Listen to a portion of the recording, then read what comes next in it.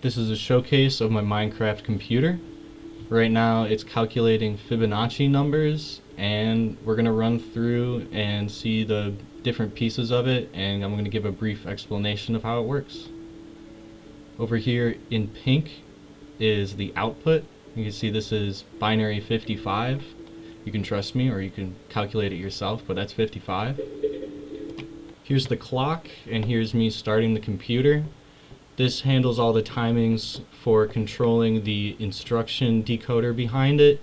It just turns different copper bulbs on and off to control when registers are accepting new data, when they're outputting them, and making sure that the memory is at the point it needs to be when something is doing a memory operation.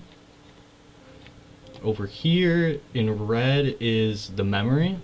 It's a looping tape of copper bulbs. It's 2 bytes wide, 64 bytes long, and there's 4 of them. So all in all, there's about half a kilobyte of memory in it.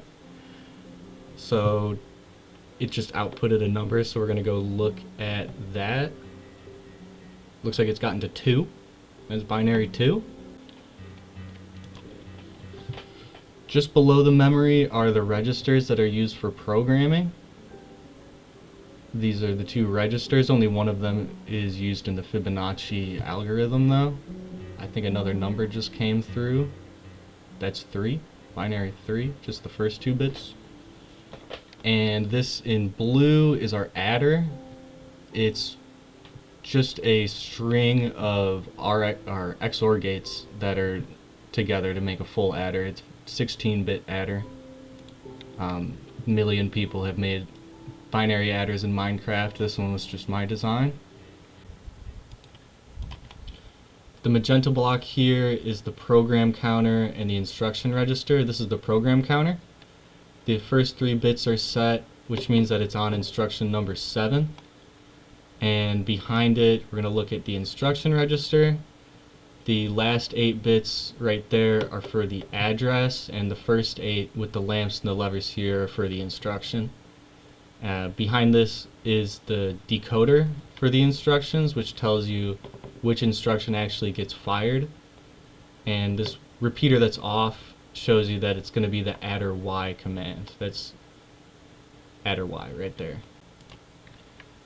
The cyan block here does of all of our bitwise operations.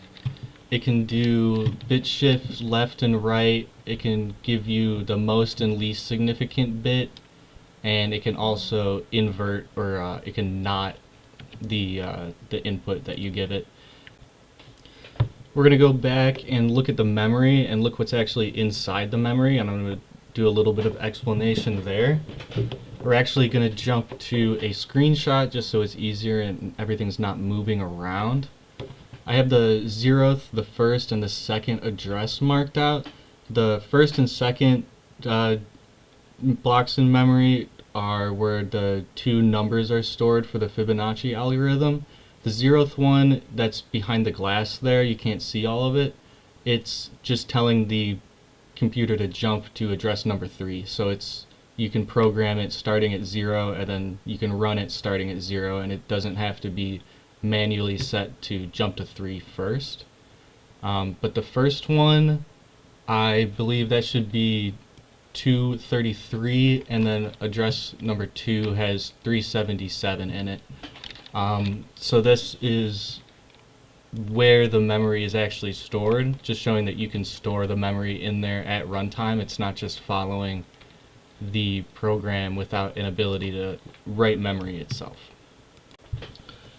So the actual instructions that the computer uses are kind of dictated by some of the implementation challenges of building a computer in Minecraft.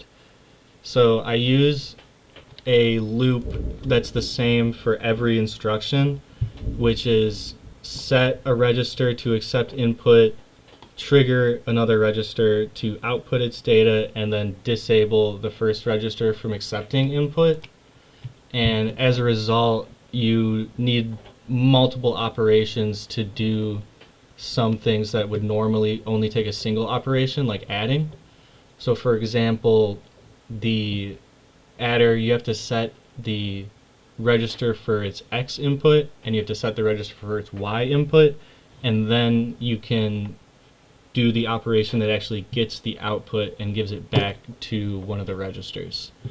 And similarly, the bitwise operations, you have to set the bitwise input, and then you can do the not command or the left shift, right shift, what have you.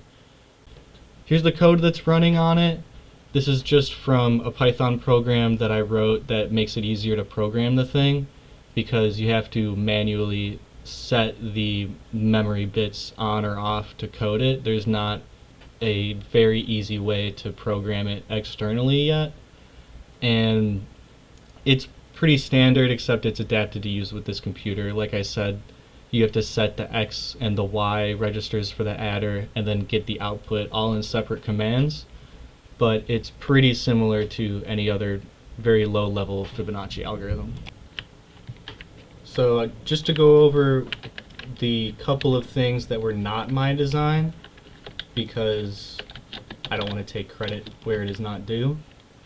These instant wires here, which allow the data to go from register to register all across this without needing repeaters and all that kind of stuff to transmit it. That was a YouTuber whose name I don't know off the top of my head, but I will put in the description. And the